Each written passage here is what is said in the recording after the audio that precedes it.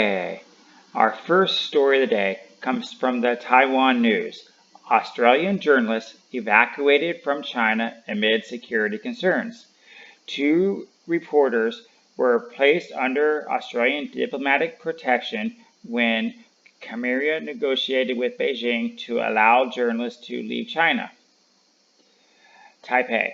Two Australian journalists in China have been flown home after they were questioned separately by China's Ministry of State Security.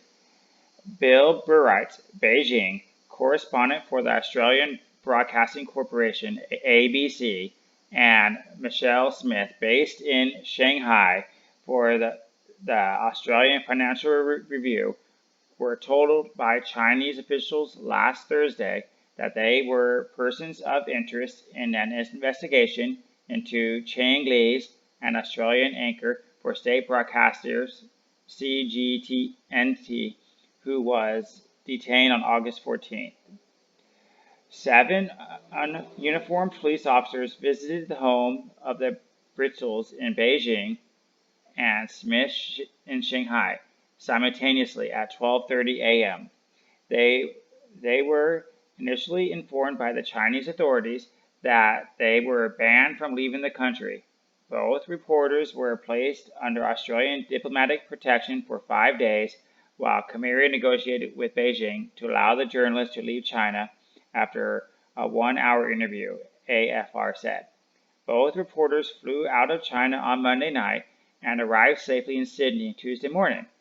It is very disappointing to have to leave under these circumstances, British told reporters at Sydney's airport. It's a relief to be back in a country with genuine rule of law, but this was a real win and it was not particularly a good experience. The Australian government has already warned ABC to remove its staff from China before the reporters were questioned by the Chinese authorities.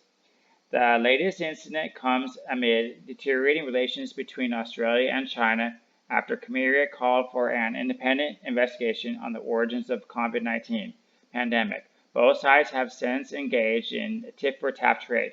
So yes, you may remember that first Australia wanted the reports, and then Australia also was siding with some of the East China Sea negotiations, and there was other things as well. There were some people that were spying Australia.